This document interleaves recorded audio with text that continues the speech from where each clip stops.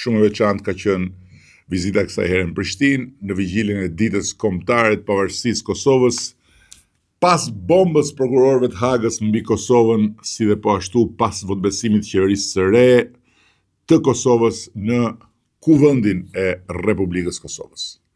Sebebi i kësaj vizite ishte ftesa e një miku të kahershëm dhe një burri fisnik nga Prishtina, profesor Ahmet Shalës, në promovim e librit të tij Kurreshtja flet. Një libër që duhet lexuar për të mësuar më shumë dhe kuptuar më thellë mbi procesin në Hagë kundër udhëheqjes së ushtrisë shqiptare të Kosovës. Por takimet me presidenten Vjosa Osmani dhe kryeministin Albin Kurti ishin tejet pozitive, qoftë për nga këndvështrimi i harmonizimit të angazhimeve ndërkombëtare me Vjosën, qoftë për nga këndvështrimi i rritjes bashkëpunimeve kombëtare me Albinin. Qershia mbi tort ishte bashkëbisedimi me studentët e Universitetit Hasan Prishtina dhe me nxënësit e gjimnazit Sami Frashëri, të cilët i ftohem me shumë ngrejtësi në Tiranë për të vazhduar komunikimin tonë të filluar më herët.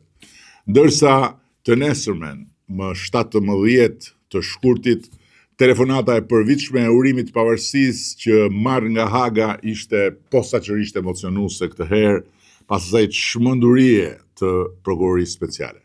Por zëri i komandantit nga burgu i padrejtisë ndërkombëtare ishte realisht, sinqerisht, më i qetë se asnjëherë.